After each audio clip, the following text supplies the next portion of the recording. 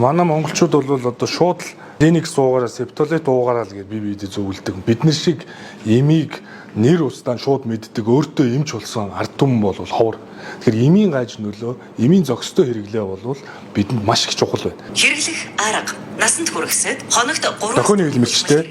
Тэгээд энэ эмийг одоо танилцуулга болоод заавар зөвлөгөөний шууд орж ирээд ингээ уншуулах нь камер дээр.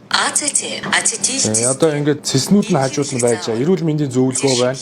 Анхны тусламж зөвлөгөө байна. Хэрэглэх заалт хүлхмэл бэлтгэлийг хоол, амны хүндий ба буйл цочрох, буйлны өрөвсөл, залгиурын өрөвсөл, төнхийн өрөвсөл зэрэг эмгийн үед мөн түүнчлэн насанд хүрэхсэд ба 6-аас дээш насны хүүхдийн шүд авах.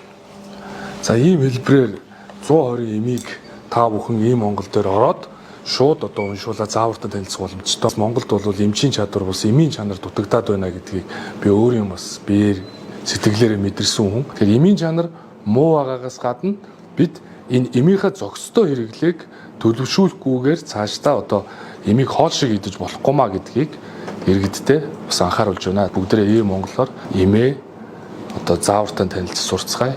Эмийн жортоогоо танилцж сурцгаая.